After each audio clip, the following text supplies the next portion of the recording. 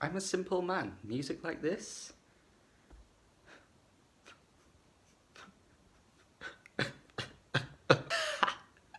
Fooled you, I never cry. Some of you may remember that on my 2019 honourable mentions list, I mentioned Shye's Wool Gatherer's Pond. It's a lovely album. I think Buffalo Staple and Rick the Lie liked it just a little bit more than I did, but it definitely deserved an honourable mention for me for 2019, and deserved way more attention than it got. I mean, it's only really available on Bandcamp, I think, but you can still go on Bandcamp and listen to it, can't you?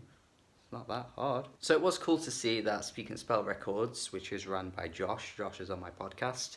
Me and Josh run the podcast shit together.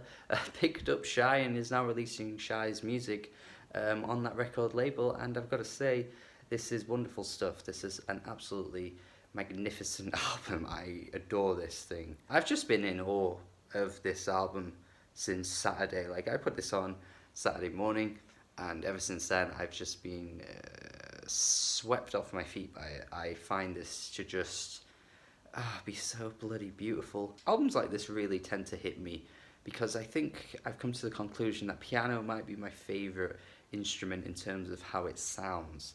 Like, you can get so much beauty out of piano, you can get so much sadness out of piano, and I think there is some sadness on the closing track on this album. It just really feels like an empty sounding moment for the album, which at the same time is incredibly harrowing and beautiful. The track Firefly, though, washes me away.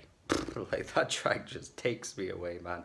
The 3-minute mark, when that hits, when that shit hits, whoa! That was a soundtrack that was playing when I was a kid, and me and my brothers got an Xbox for Christmas. Like, that Christmas morning, walking in to see an Xbox just sat there, that was what played. So, Shye, you created this song like 19 years ago or something, I think. You must have, because that's what played. I should probably clarify that I'm talking about the first Xbox, by the way, which was a great childhood memory, I must admit. So, Shye, you brought that shit back. Well done. And to say there's only 5 tracks on this album, there are plenty of moments that just hit me like that on this album. Like, 112 Moons has that same feeling as well, where even though the track has this like really cool intergalactic space sound, there's this point where the piano once again just comes in out of nowhere. Oh, and it's just such a wonderful moment. I think it's like 2 minutes 14 where the piano is like, it's so fucking good. It's so simple, but it just is ridiculously effective. Like, oh, wow. I just don't know if there's going to be anything in this ambient field recordings genre that's going to really come close to this album in 2020, and I really mean it. Like, I'm astounded by this album, to be honest. It's really, really impressive. I love Pond at Night as well. I think the magical essence that Shye captures on that track is perfect, honestly. There's this children's book called Leon and the Place Between, which honestly you should probably read, even though it is for children.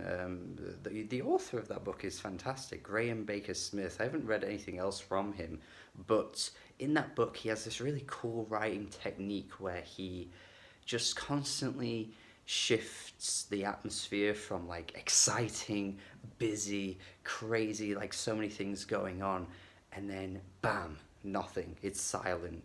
You're waiting for what's coming next. And it's really like frequent throughout the book that he uses this. And in those quieter moments, the child Leon and his friends are waiting for the magic to begin. They're at a magic show, and it's, hush, it's silent, and then bam, jugglers everywhere, the friggin' everything's going on, the magician comes out and he's like, whoa. And this track in particular just really reminds me of that feeling you get in those quieter moments in the book where Leon is waiting for the magic. He's believing it exists, the magic exists, I promise you. He tells his friends, he's like convinced that it's there. And this track is like the soundtrack to that moment where he's just waiting, and then it finally comes, and it's so beautiful. That's what I love about this album. It really just captures so many cool thoughts in my mind, which is kind of rare for music, actually. Like, usually I'm just listening to music and I'm just hearing how good it sounds, whereas this album's like, when I close my eyes listening to it, I think of so many things that I just don't usually think about when listening to music. So I think that's why this is absolutely one of my favourites of 2020, and is going to be by the end of the year as well. I know the score doesn't really matter too much, to be honest, obviously, but I think it's one of those albums that I feel like down the line it could become greater to me, but I think for now an 8.5 out of 10 is very, very much what I want to go with. It's so good. It's only on Bandcamp at the moment. I'm not sure what the plan is for it to join streaming services, but I will link the Bandcamp link in the description for you to check it out. Or you can just go find it yourself, I suppose. It's not that hard. Thank you for watching my review. Hopefully you enjoyed what I had to say. Hopefully you check this album out and get something out of it. Let me know in the comments what you think. Subscribe. Bye.